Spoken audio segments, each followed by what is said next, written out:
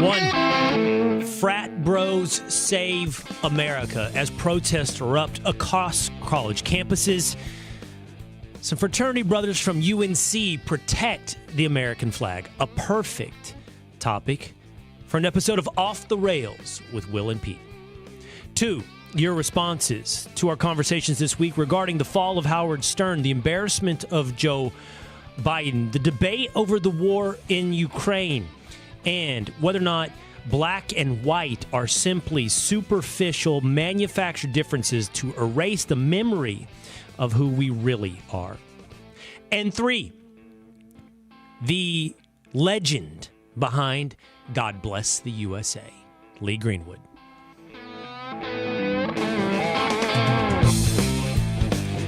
It is the Will Cain Show, streaming live at foxnews.com, on the Fox News YouTube channel, the Fox News Facebook page, and always on demand by just hitting subscribe at Apple or Spotify, or head on over to YouTube. In the text description underneath this live stream, there's a little button. You just hit subscribe to the Will Cain Show. You can catch up on past episodes.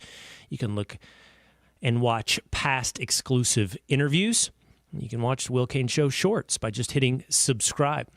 Let's get right into it today. Let's go off the rails with story number one. He is my co-host at Fox and Friends Weekend, What's up, Will?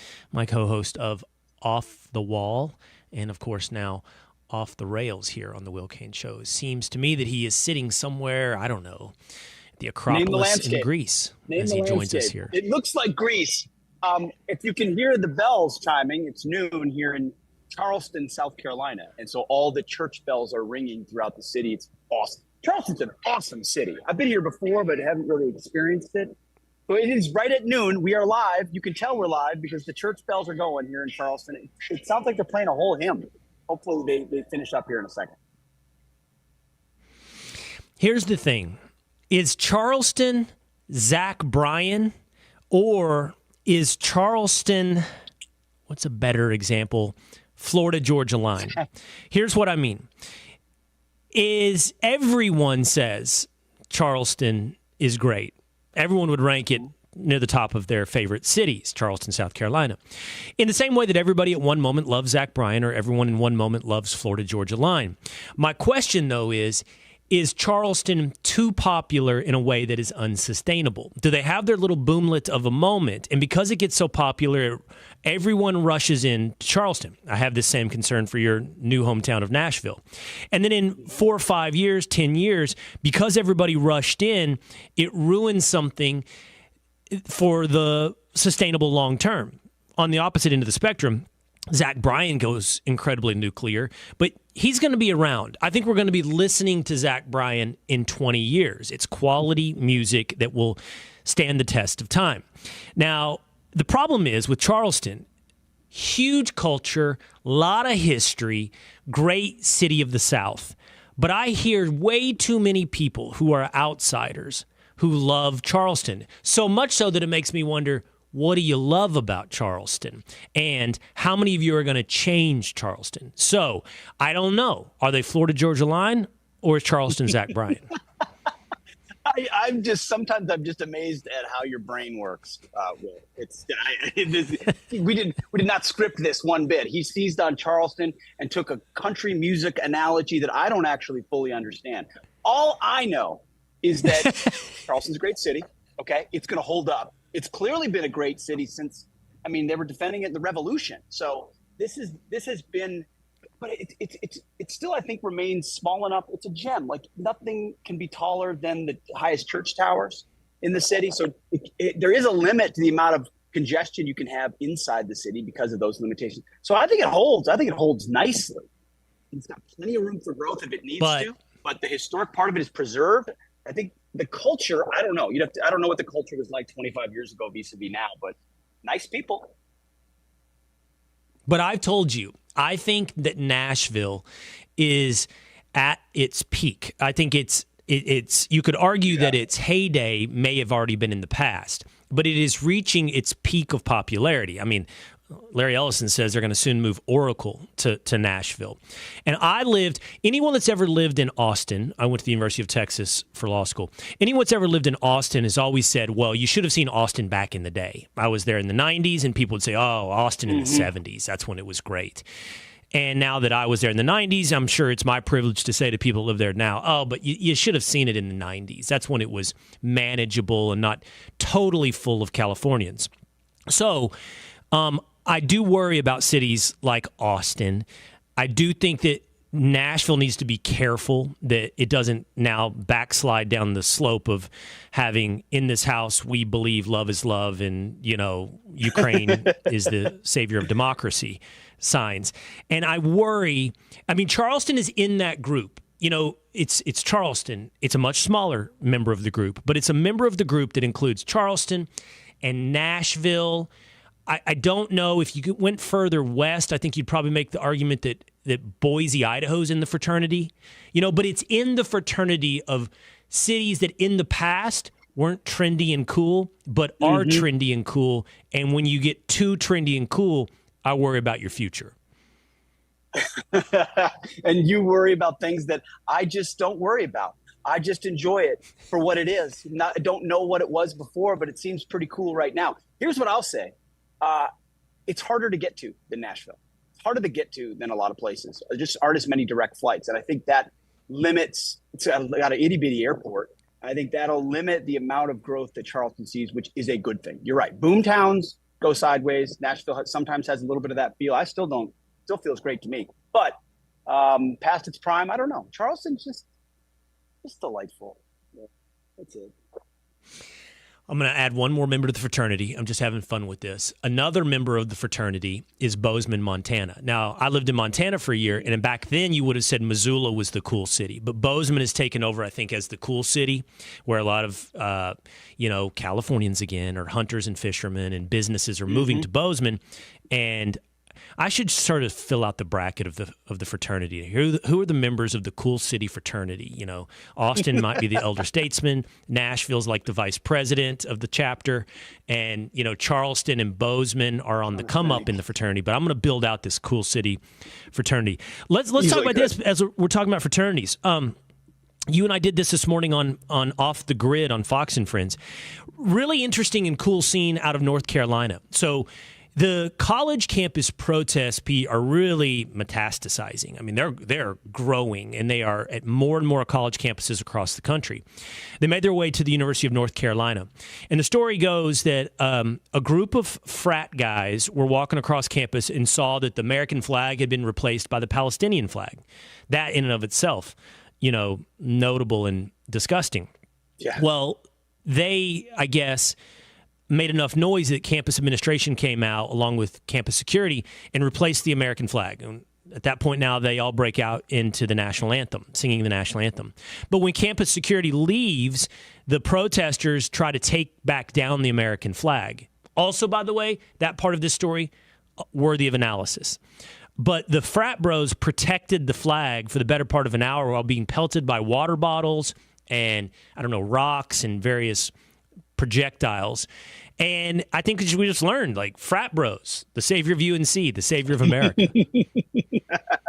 It's true. Well, exactly the kind of guys that Bud Light didn't want. This is the demographic of people that is supposed to sit in the corner and be quiet and not be counted. Certainly way too much privilege, especially when you think about it. Where's the concentric circles of white privilege? It might be a frat boy at UNC, might be right around the center of that. Except what they are, they're just probably good kids who have good parents who love the country and haven't been brainwashed. And they represent, as we said this morning, I'm sure they represent the vast majority of kids at UNC, the vast majority of people in North Carolina. There's a moment where you say, that's it, I'm fed up. I saw it this morning too. I don't know if you saw the press conference with Eric Adams at the police department, but the mayor of New York today gave one of the most eloquent defenses of the American flag I've heard in a long time. He's like, we put the American flag back up in Columbia because this is America. And my uncle died for that flag. And we love this country.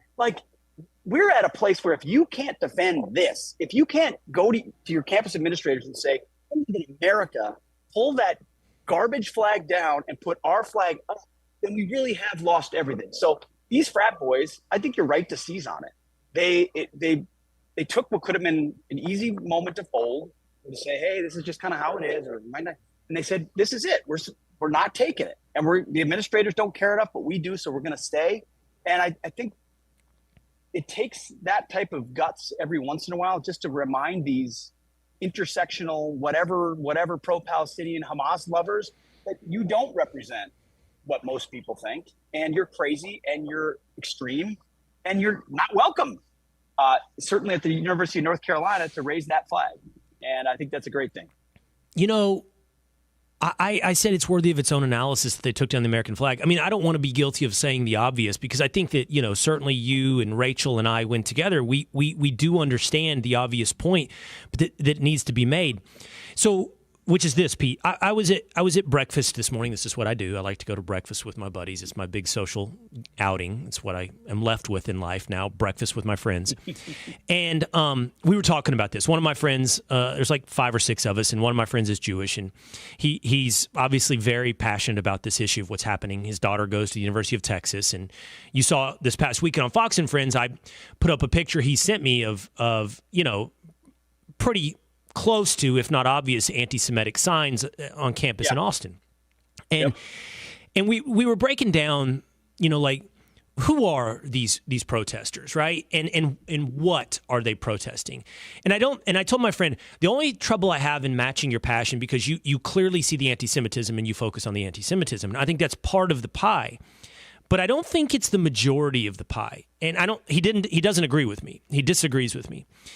And I said, look, I don't think your average lefty college student is masking some deep anti-Semitism. I think there is deep anti-Semitism in many elements of society, but I don't think that makes up 60% of what we're seeing at Columbia. I don't think that makes up, you know, I don't even think it makes up probably 30% what we're seeing at UT Austin or North Carolina.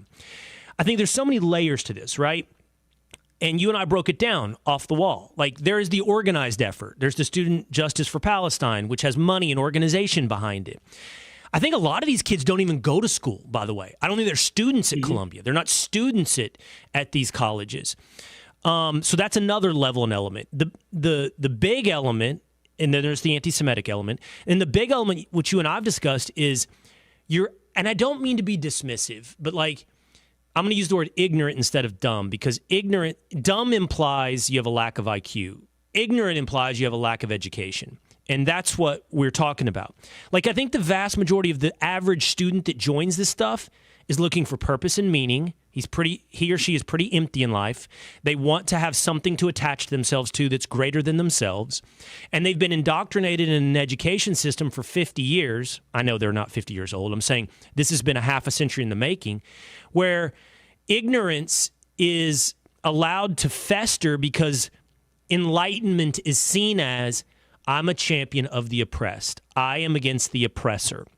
And it's critical theory. It's a thing. It exists. It's the core of education. And they're taught not to be critical thinkers, but activists. And I think that's what's happening on most of these campuses. And so when I look at the makeup of this, we all go, who are they and what are they for? I think 50 or 60% is the failure of education and the failure of society to provide purpose to kids who are looking for something deeper in life. And by the way, one of my friends, Pete, said, hey, the problem on a superficial level is Jews are white. You know, like that's the issue. And they are very shallow about, well, whites are oppressors, right? And Palestinians have darker skin, so they're the oppressed. And one of my friends was like, well, if and I know that there are very different ethnicities even within Judaism, but you know, like if Jews were seen as the racial minority, and they are literally the racial minority, but if they were seen as the racial minority, these college kids wouldn't be protesting against them. Yeah, I mean, I think that's excellent analysis. I think you're right. These are ultimately anti-Christian, anti-Western protests at their core. I know that sounds odd, but anti-Western civilization. And it is the nexus of Christianity and Judaism, their connection, which I think, and then the historic tropes of Jews being the center of power and control are an easy thing for them to latch onto in a life where they're disaffected and disillusioned by their lot in life. It's their religion. I mean, you hear the church bells. Like kids like that used to be raised on hymns and given context and given their view of the world and understanding of the world. And now this is their new church. This is their new passion. It's where they find their purpose. You're exactly right. But I also don't think you can underestimate the percentage of Muslim students that are in these groups that have been trained up in Middle Eastern studies institutes and elsewhere to have a pretty extreme view of their own country, of the West, of the state of Israel. I mean, you don't accidentally fly a Hezbollah flag. You don't accidentally fly a Hamas flag. Even the chance that you make, yes, there's a lot of ignorance in that group. There's no doubt about it. But at some level, you have to know it means the death of people, the death of a group of people, which you're chanting for. And so I do think there's this unholy nexus between Islamists and leftists, which we talk about all the time. And I don't know what the exact percentage is. And I bet it's different in a lot of different places. In Colombia, you probably have a higher percentage sort of straight up anti-Semitic viewpoints there because, well, the history of the Middle East is taught quite differently at Colombia than it is in a lot of other places. So it's, and left unchecked, these slogans devolve into what is, I think your friend is right. Like, it's not that everything is about anti-Semitism. It's that anti-Semitism becomes kind of the canary in the coal mine. It's sort of the quickest place to identify if someone understands the West or if someone hates the West. And if they really hate the West, a lot of people decide that Israel is the tip of the spear of that hatred, and therefore anti-Semitism comes out of it. So, okay, so, and I want to say this, like, and you and I have had discussions and some disagreement on, like, the long-term relationship and the complicated relationship between Israel and the Middle East. And so what I'm saying is that I understand there is a deeper debate to be had. I just don't think these college kids understand it. I don't think, and again, I'm not professing stupidity. I'm professing ignorance. And you see the videos. They slot them, like you said. They don't know anything about Gaza. On the ladder, on the matrix. Where are we? They're bad. I'm good. This is right where they go. You're exactly right about that. And I like how you called this an unholy alliance of whatever the Muslim studies wing of these colleges and the left, because, and this takes me back to the obvious point I was alluding to earlier. There's nothing that fits between the values of the American left and Islam. Nothing fits. And that's stating the obvious. The only tie that binds those two groups together, to your point, Pete, is a hatred of the West. And this takes us back to the American flag. So to me, that should be a really, it's such a symbolic moment that we're replacing the American flag, or we're destroying the American flag, or we're attacking the American flag, that tells you a lot about the core of these protests. Absolutely right. I mean, the Red-Green Alliance is what it's been called is not a new thing. It's the Marxists and green being the symbol of Islamists are happy to work together to coexist, to defeat us, and then they'll turn on each other if and when that day comes where their success is complete. But they only share a hate for Christians and for the West and for America. That is what they share. That's what they know to be true. Otherwise, if you put them in a room for 10 minutes and have them discuss their actual worldviews, they wouldn't agree on anything, because one is a fundamentally patriarchal, traditional view of the world in Islamism, and another one has overturned the entire view, rejects the family completely, and wants the state to control everything. I mean, one is the state, the other rejects. I mean, they're antithetical worldviews united by only one thing. And at this point, because we have been so prosperous and so powerful for so long, you're seeing an even more ramped up attempt to lean into the fractures that have been self-inflicted, as you pointed out, for 50, 60, 70 years. They see the advantage now. We can't defend ourselves. And our last line of defense, to bring it all, our frat boys at North Carolina that are like, no, at least the flag stays, And so it's heartening to see that there's these folks are not the majority, but that's not who destroys countries. It's noisy, insistent, pesky, just vigilant minority that cudgels the rest of us into the corner. And it's a good story to see. So that's going to be my last point. You teed me up perfectly for my last point on this UNC story. First of all, I think this detail is important, and I get your point. You're like, if you were looking at the concentric circles, the bullseye of the dartboard on white privilege would be a bunch of frat guys from UNC. But the guy that made this well known, at least on Twitter, his name's Guillermo Estrada. And his parents were immigrants to the United States, and he was raised in a military family. And yeah, he's in a frat at UNC, and he's part of the group of guys that protected the American flag. And I mean, so throw your stereotypes aside. I think you're exactly right, by the way, that they represent the majority. I think you're right, and we could take heart from that. But beyond taking heart, the lesson that we should take, I said this morning to you, is patriotism is probably more common than we appreciate, but bravery is probably more rare than we appreciate. And what these boys did was not just patriotic, but it was brave to do that, to stand up to that crowd, to risk unpopularity, probably to risk the ire of the administration of the college.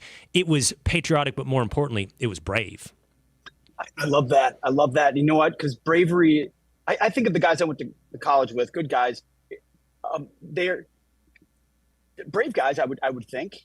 But joining the military isn't the only reflection of bravery. I guess what I'm getting at is these days are going to require all of us in whatever realm of life we're in to be strong and courageous. Like, listen to Joshua and follow that lead in whatever arena you're in, because they're counting on the cowardice and the almost dismissiveness. Like the other instinct could have been these frat boys saying, "Oh man, idiots.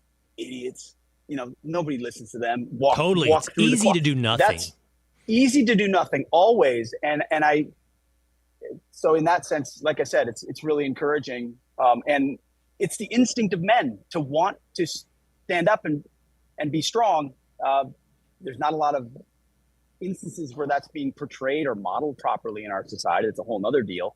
But it's good. It's good. Well, speaking of courage and bravery, I always appreciate your willingness to dive into the shallow end of the pool, swan dive into pronunciations, and that happened on Fox and Friends this weekend. So let's just walk down memory lane just a few days ago on Fox and Friends. And one of the climate activists accused of smearing paint on the case protecting Degas' famous little dancer sculpture. And Will, you told me I mispronounced the artist's name. Yeah. It's Degas. Yeah. I'm sorry. You're so refined over there with your fancy socks. I'll do better next time. Doing it, Princeton. Emphasis on the wrong. Doing it, Princeton. We don't learn about the finer things. Clearly. No, you learned to be an activist at Princeton. You didn't learn. Degas. Okay, so here's the thing, Pete. We've got a quiz prepared for you today. I'm not sure technologically how this is going to unfold. I don't know if the guys back in the control room, the Alicia, are going to read the names. Am I to read the names for this quiz? I can bring it up, Will. Here we go. Yeah. So this is one of the names we want. 2 days has got you, Pete. Oh, I got All right, that. Pete, can you see that on your screen? Wolfgang, yes. Wolfgang Amadeus Mozart. Yeah, boom. Perfect. All right, perfect. 1 for 1. That shows how low you think of me. What about this one, true. Pete? Oh man, it's Frederick Chopin. How do you know it? Come on, you just did that. Come on, you know it, right? I have no idea who that person is. No, Frederick Chopin. Oh no, I know who is that person. It's the. He's a composer, right? He's a composer. My wife is right here. A very famous one. Here listening to me say this, she's so embarrassed right now. And by the way, she's a huge fan of Degas. By the way, she has one of the tiny ballerina paintings on our mantle at our house. She's so embarrassed. She's like, "How do you not know these things, babe?" I'm like, "People don't know this anymore. I didn't go to classical Christian school. I didn't learn any of these things." So I'm reverse engineering. You're a valedictorian that I have. This is a tough one here. Yeah, weren't you valedictorian? I was, but I just checked the box, man. Okay, I know this because I do. This is a political one. Friedrich Nishi. No. Oh,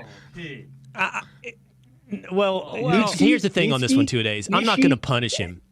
This one's tough. I've never really known how to pronounce it. I know it. Nishi, something like that. Nietzsche. I think you can say Nietzsche. I think you sound. I think you sound like the guy that must say Porsche. Like you can say Porsche, and you don't have to say Porsche. In fact, when you say Porsche, I kind of want to punch you. And I'm okay with a dude saying Nietzsche instead of Nietzsche. That's how I've always said it. I am familiar with that one. I can own that one. Tough one. This is a Johann tough one. Wolfgang von Goethe? I don't know. Is this Van Gogh? This is Goethe. Goethe is the last name. Goethe? Oh, I would have failed that. I mean, that's Goethe, really? Yeah. That's how you say that? That's German, yeah. Vongoeth. That's Goethe? Goethe. Wow. You don't pronounce the TH. Goethe? I'd have failed that one with we got just two more. All right, one more. Two more, okay. One more. Here we go. Markel. I don't even want to try. Douche camp?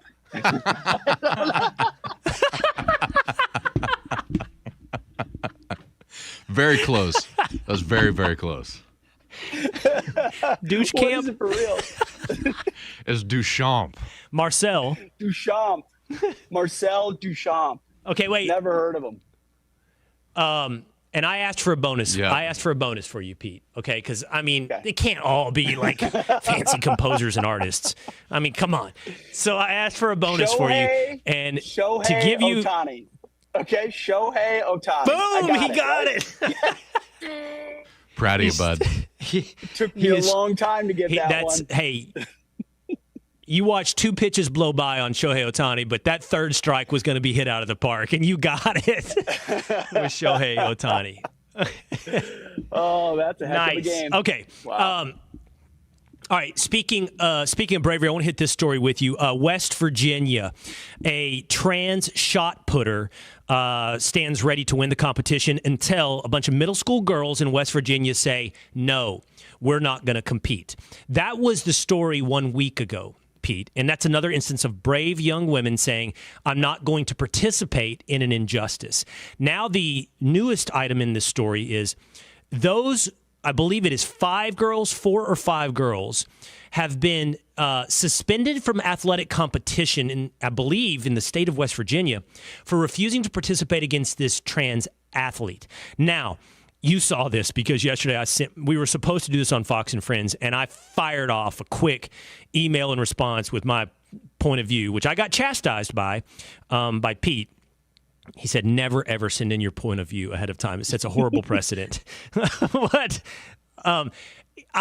Pete, I'm so mad at this story because the message is, no, ladies, you must compete against the men.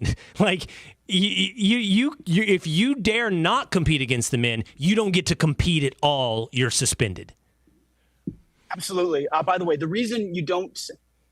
Producers always want you to send in your POV, your point of view on a subject. The problem is, for Fox and Friends, Will, this is I've just learned, the topics change all the time, every time.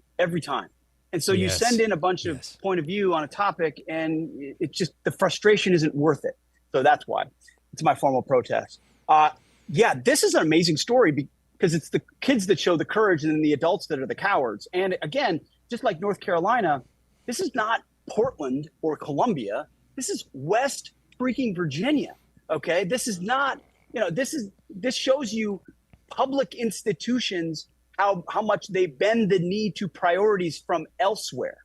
This doesn't reflect the values of West Virginia. This reflects the values of, I don't know, the athletic association that has a national association, or the teachers unions, whatever entity is pulling strings here. The Department of Education has a very different worldview than the folks in West Virginia. My understanding is these are 12 or 13-year-olds, I think. These are young girls. They went up to it's not like they held signs and said, you're evil because you're transgender. They simply walked up and set the ball down and registered a no throw. and that's how they exercised their protest on the athletic field, which means they were disqualified or came in last. They could do that for any number of reasons. So the fact that, I don't know, you said it right. It means you, young ladies, not only do you not, you are forced to compete against men. And this is the view that we have and what we believe. Insanity. Also, it's I don't know, it's the logical extent of what they want. That's what I feel. Insanity. This makes me so mad. Like we will tolerate kids tearing apart campuses. That's happened on Columbia with Hamilton Hall, breaking windows. By the way, did you see those kids at Columbia? They took over Hamilton Hall and then were very aggrieved. They weren't provided food and water. And they got their buzzwords down, man. They're like, we're just asking for basic humanitarian aid. Idiots. Idiots. But you'll tolerate that. You'll tolerate that, but you won't tolerate a bunch of 12-year-old girls going, I'm not going to participate against the dudes. No, young ladies, you will or you will not participate at all. You'll be throwing no shot put unless you lose to this dude. It's beyond insane. Yeah, and they lost by a lot, by the way. Apparently won by 3 or 4 feet, which is huge in shot putting. So I'm told. I don't know a whole lot about shot. I've never even held. Me neither. I've never held one. What do you call it? A ball? What is it called? Yeah. A shot? Is it called a shot put? What is the object called that you hold? Stone? I think it's a shot put. I don't know that there's a name for the ball. Yeah, you throw heavy? the shot put. What does one weigh? They're pretty heavy. I wonder what I feel like they're a shot. I'm gonna go with 5 pounds. I have some answers here if you want. It's called the shot. I was going to go 20 pounds two-a-days. It's called the shot. 16 pounds for men, 8.8 pounds for women. 8.8 pounds for women. Okay. Yeah. I'm about to take a 15-pound dumbbell to the backyard in just a minute. I have to know, how far can I throw this 15-pound dumbbell? Not far. Hey, before we go, have you had a chance? I didn't tell you I might be interested in this, but right before we came on air, I got done reading Donald Trump's interview with Time Magazine. It's a Q&A format, which is nice. That means it's somewhat, you would assume, unedited and unfiltered. Have you had a chance to read that yet, Pete? I have not. I also, I think your team intentionally did not send me the topics for today's Off the Rails so that it was extra off the rails and so that I didn't have a chance to work on my pronunciations. Well, you should read this, by the way. It's really good. And it's interesting. I don't know. You just come away with, look, you know what Trump in the end is? He's a pragmatist. Again, we know these things. He's a deal maker. And they go through abortion. They go through Israel. He doesn't have the friendliest things to say about Netanyahu. He talks about Ukraine. He talks about, where he is on a national abortion ban. I mean, he just talks about what a second term would look like.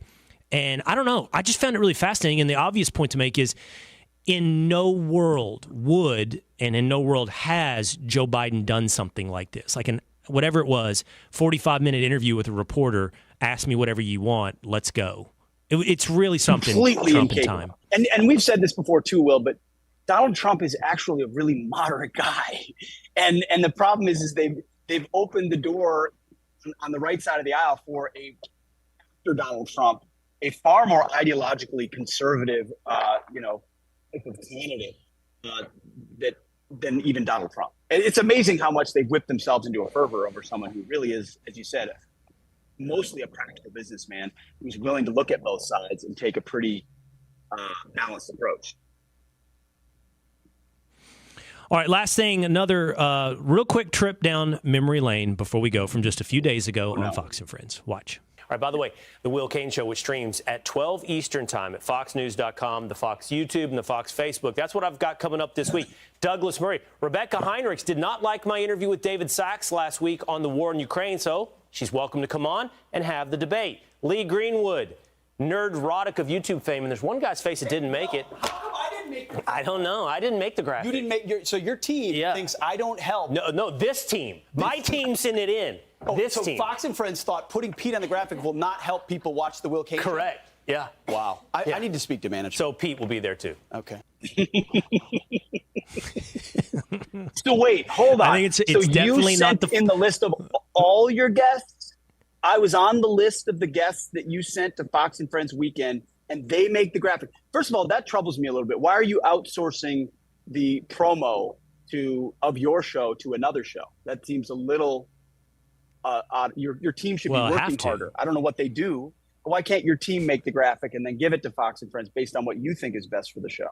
Obviously, then I think I would have made the promo. Beyond. But it's our own show, and they won't even put me in the promo. I don't know what to think of this. I'm confused. First of all, us making graphics, that's way beyond the production budget of the Will Cain Show. Like, way beyond our staff capabilities, and nothing with the guys. The guys do great, but they have 100 people on staff at Fox and Friends. This is four of us dudes putting together a show on a daily basis. And I was told that they bolded the big names, my guys, and they bolded your name. And Fox and Friends then intentionally left out Off the Rails with Will and Pete. Interesting. That's what I was told. That's the conspiracy. Mm-hmm. You think that was the graph? We got to figure out who made the graphic and who told them to. This is like cocaine in the White House level. This weekend, I'm going to find out. Yeah, that means it's never going to be solved. Yeah, it won't be solved. It'll be a bunch of finger pointing. White House. Oh, it was supposed to be on the graphic. I don't know what happened. But, Lee Greenwood, if you're going to get passed by somebody. But in the end, just like we know, in the end, even though we know whose coke it was in the White House, we know in Fox and Friends it's Brian as well. Like, we can do the investigation, we'll come up with nothing, but at the end, our gut all tells us it was Brian Kilmeade. Yep, always. Say hi to Lee Greenwood. All right, that's another great episode. The best episode of every 2 weeks, Off the Rails with Will and Pete. I will pass along your best wishes in just moments to Lee Greenwood. Thank you, Pete Hegseth. Thank you, brother. You got it. All right. He is coming up in just a moment. The legend behind God Bless the USA, plus your feedback on multiple debates and shows we've had this week. We always want to be interactive with the audience on YouTube, on email, on X of the Will Cain Show. So we bring you in just a moment here, next on the Will Cain Show.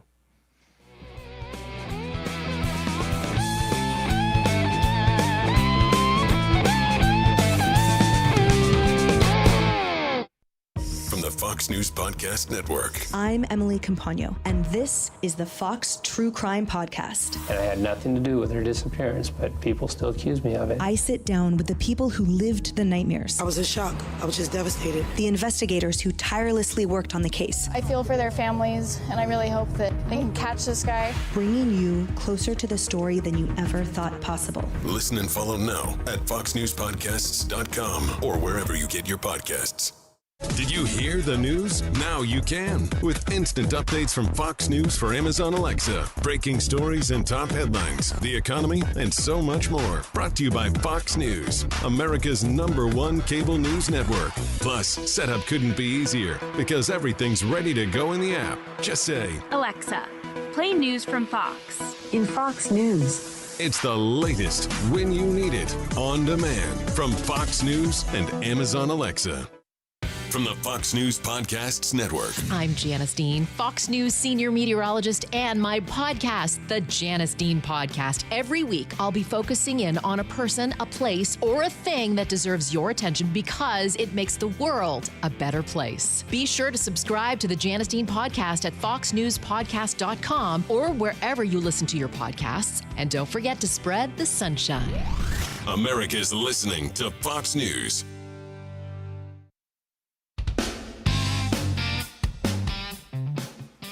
Coming up just moments here on the Will Cain Show, Lee Greenwood, obviously the legend behind God Bless the USA, is going to join us on the Will Cain Show, streaming live at foxnews.com, the Fox News YouTube channel, and the Fox News Facebook page. And always on demand, Apple, Spotify, or on YouTube. A lot of feedback from you over the past couple of days on various interview subjects, guests, debates, and monologues I've had. I wanted to read through some of what you've had to say. First of all, dating back to Monday, we talked about the absolute embarrassment that was the interview by Joe Biden by Howard Stern. Nancy Roberts-Selzy says, there was a time Stern was entertaining. He lost that about 14 years ago. She said that on Instagram. I listened to Stern pretty religiously when I used to commute to ESPN up to Connecticut from New York, and I'm going to say that now was 6-7 years ago, and I really liked him. Great interviewer. Long past his rebel stage. For any longtime listener of Howard Stern, one of the interesting things they say is when he went from terrestrial radio to Sirius XM satellite radio, he lost the guardrails. In order to be perceived as a rebel, there has to be a perceived guardrail. And so he's always pushing back on FCC guidelines, and that makes him seem like more of a rebel. Goes over to Sirius, and you can use the F word, you can say whatever you want. It's like, it's not scandalous anymore. There's no rule that you're breaking. But more than that, he started to just get co-opted by celebrity elite. I mean, next thing you know, he's a great interviewer. He truly is. And I'll tell you, there's 2 reasons why. Well, 3. 1, he's conversational, constantly conversational. 2, he's naturally curious. It's just part of it. He listens. He's curious. And 3, this is what I personally appreciate because I think I have the same affliction or quality, conversational OCD. He doesn't forget a string in the conversation. So if you're talking about something over here, you can indulge a complete tangent over there, wring every ounce of curiosity out of that, and not forget you got to get back to the string over here. Otherwise, you leave the audience wanting. He's really, really good at that. But he's been co-opted by wanting to be accepted by Hillary Clinton, protecting himself from germs, and slobbering all over Joe Biden. Lori Larimer on Instagram said he used to be mostly funny in the old days. It's as if he's morphed into one of the people that he used to make fun of. Exactly. He's morphed into one of the people that he used to make fun of. Regarding our conversation just now, off the rails with Pete Hegseth, Bridget Johnson on Facebook says, many are not students but are organizers, and maybe some are grad students. I'd be curious what the percentage would be. Like if we really took a demographic survey or a census of the protest, what percentage are actually students at the university? I'm going to put the over-under at 60%. I mean, maybe 50-50. Alexis McAdams, reporter for Fox News, is doing a tremendous job. I watched her last night on Jesse Waters, and she is doing a tremendous job, like walking through the protest, interacting with people. It's not easy to do, to be casual and natural and stick a microphone in somebody's face, take rejection. And I think she said last night, outside campus, much more, but roughly 50-50. Dane Cap says on YouTube, couldn't pick a better time for the left to eat itself when this year is an election. And finally, James Kennedy says, ask Pete what product he uses for his hair. Okay, I don't know the answer to that, so I will have to. I noticed during the week he goes with a pretty slick down, slick back look, and then they get a hold of him and me with a blow dryer by the time we get to the weekend. So I'll have to ask him what he's doing during the week when he's coming to us live from Charleston to slick back the hair. So always looking to interact with you, whether or not you're on Facebook, on X, on YouTube, or on Instagram. We read your comments. We want to bring you into the show, so you're always available to be right here on The Will Cain Show. All right, coming up in just moments, it's the 40th anniversary of God Bless the USA. So coming up in just a minute, we have the legendary singer of that American anthem, Lee Greenwood. That's coming up on The Will Cain Show. Hey, here's a few mind-blowing stats for you. Let me give you 3 to remember. All right, number 1, government debt. It's growing at a rate of $1 trillion every 100 days.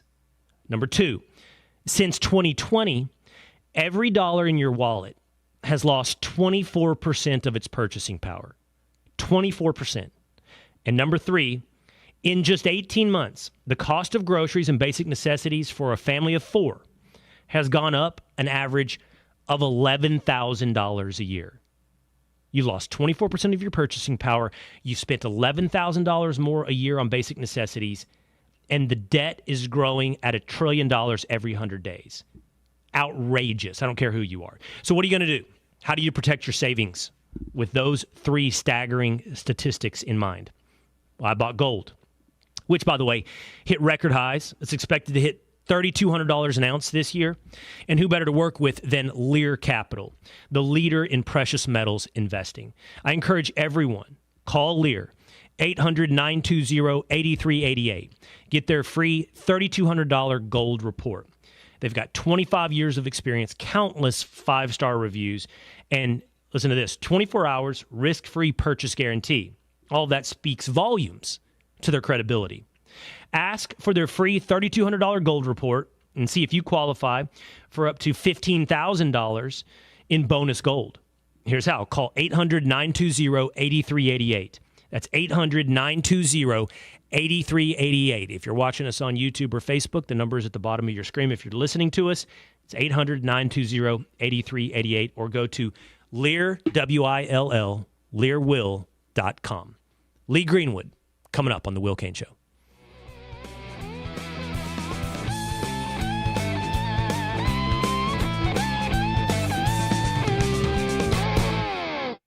I'm Emily Campagno, host of the Fox True Crime Podcast. On December 14th, 2010, U.S. Border Patrol agent Brian Terry was killed in the line of duty in Arizona. The investigation exposed the ATF's botched Operation Fast and Furious. This week, I'm joined by retired ATF Deputy Assistant Director Peter Furcelli as he discusses how he became a whistleblower and the lengths he had to go through to clear his name for telling the truth. Available now on Apple, Spotify, and FoxNewsPodcast.com.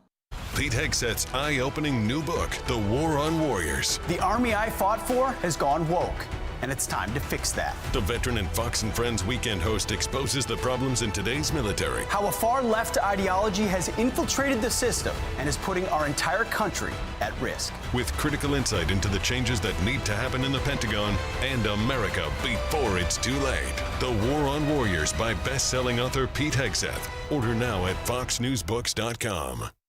From the Fox News Podcasts Network. Hey there, it's me, Kennedy. Make sure to check out my podcast, Kennedy Saves the World. It is 5 days a week. Every week, we check in with Jimmy Fallon, bring in authors for the book club, and even treat some of your favorite Fox personalities to a very special happy hour. Download and listen at foxnewspodcast.com or wherever you listen to your favorite podcast. Kennedy Saves the World.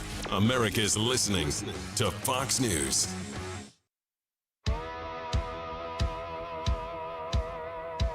It's 40th anniversary of God Bless the USA. So what better way to celebrate than hanging out with Lee Greenwood here on The Will Cain Show, streaming live at foxnews.com, on the Fox News YouTube channel. Always on demand on Apple or Spotify if you prefer to listen to The Will Cain Show, or if you want to watch at your leisure on your own schedule. Subscribe to Will Cain Show on YouTube. There's a link underneath the text description of this show. Also, you go to YouTube, youtube.com/@WillCainShow. As I said, 40th anniversary of God Bless the USA, so story number 3. Lee Greenwood. He is the legend behind the song. And he joins us now on The Will Cain Show. What's up, Lee? Hey, I heard you talking about slicking your hair back, and it made me start thinking maybe I should do that. I don't have as much hair though, but I'm trying to slick it back. You've got it nice and tight there, Lee. Right between 2 gold albums, I see, by the way, behind you. I'm assuming those are gold, and my color correction is right. Let's just start. Hey, can we start here? Like, that song comes to you. How? How did that song become part of your life, Lee? In the early days, Will, I was when I joined MCA Records in Nashville, I immediately went on the road, and I think that's what they wanted. I co-signed with MCA Music as well. They wanted a touring artist they could cross-collateralize writing along with recording, and so I was doing 300 days a year on the road. It was interesting that for the first time, I got to see all of America. I was I'm born in California, raised there. I spent 20 years in Nevada, pretty much an isolated dome for many years. And when I started touring America, I saw all parts of it. I saw all breeds of Americans from coast to coast. And it gave me a little bit more insight about who we are as an American.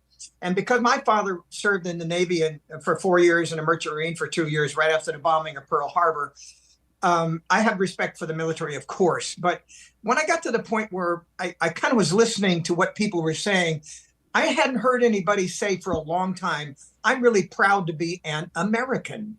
And I'm like, okay, well, what is an American? And I saw, New Yorkers and Texans and Floridians and people from Oregon and New Mexico and Wisconsin. I was like, no, wait, we're all Americans, So I should say we need to be proud of who we are.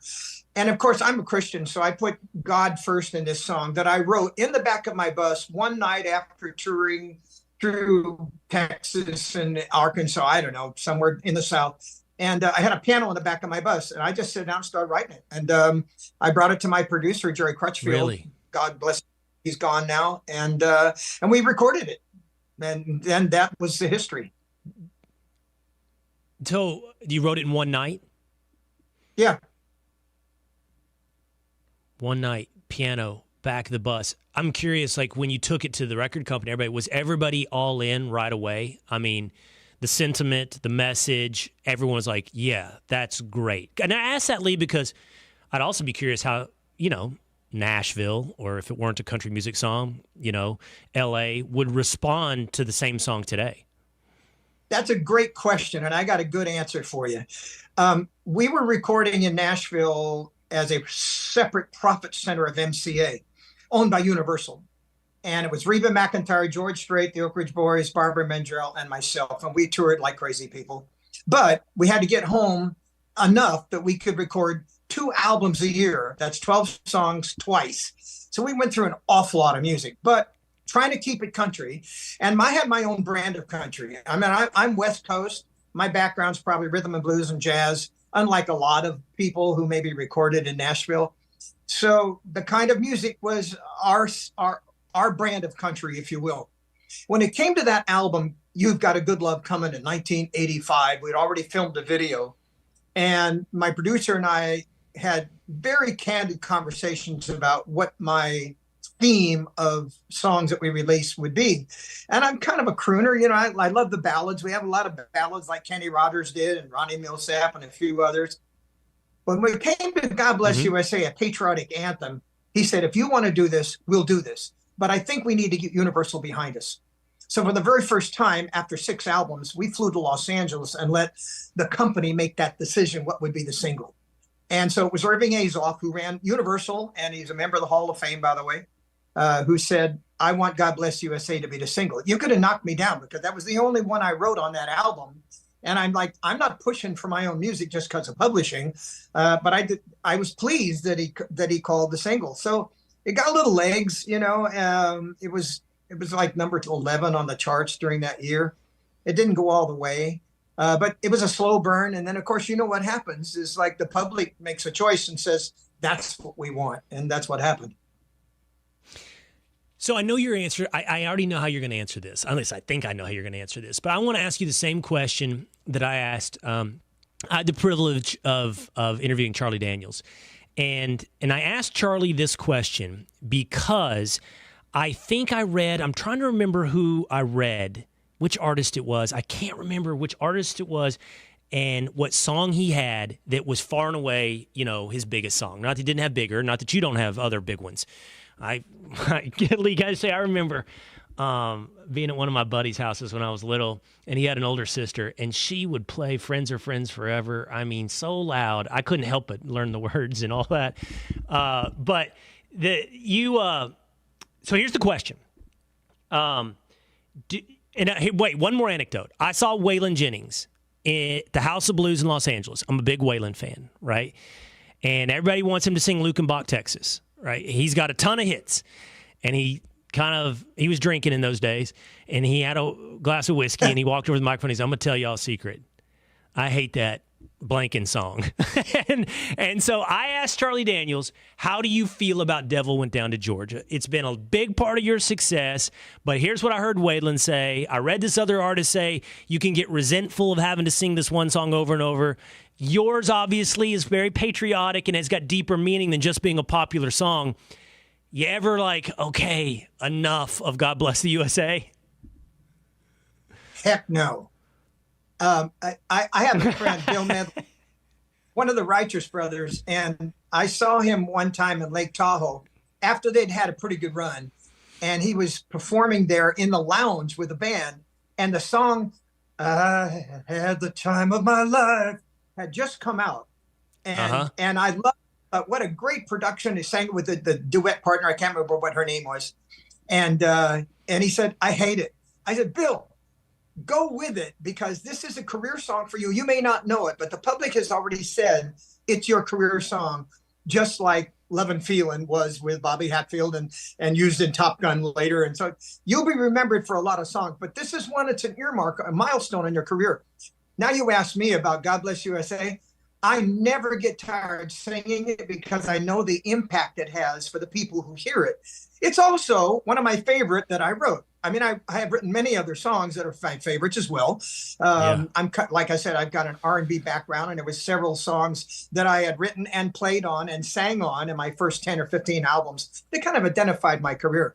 But I love God Bless the USA. I love to sing it, and I will sing it as long as people want to hear it.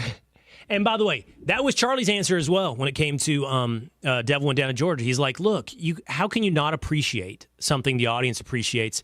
And then is how, and I mean, to a lesser extent, or not, to a lesser extent when it comes to motivation, becomes mailbox money too, the song, but I mean, yours is not just a financial hit. I mean, it has a message to your point that resonates with the audience, and you sing it like to stadiums. I know you've sang it. I'm a big sports fan, and I think we have some footage of you or some pictures of you. I mean, you're at AT&T, you're at stadium after stadium, and you're always there with the military. I mean, the song is more than a hit. That's the point in the end. It's, it's something. It means something to Americans, and I think outside of our official national anthems, you're right there, Lee.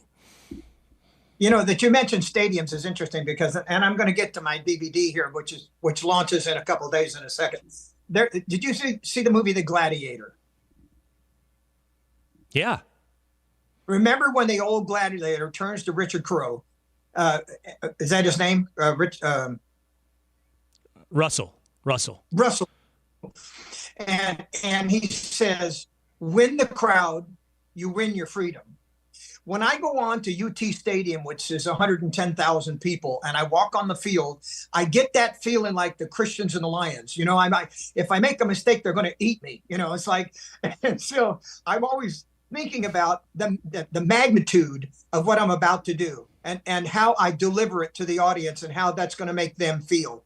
So I never forget that. And in this, by the way, as we launch this new DVD, it's called an All-Star Salute for 40 years of hits and 40-year anniversary of God Bless USA. I have one in front of me. I don't know if you have this or not, but this is the All-Star Salute. It features different singers singing all of my hits for 40 years. And we filmed it. And awesome. And in this video, by the way, this is the copy. And then we have the Blu-ray copy too here. They're $25 and you can buy one and give it to a veteran. The reason that's important for me is because during the filming of this All-Star Salute, we gave 2 homes away to wounded warriors, and they're still living in those homes now, and it makes me extremely proud. We sell 50,000 of these DVDs, and we will end up building another adapted home for a wounded warrior. That's my initiative now, Will, and not that I'm just pitching the music, but by the way,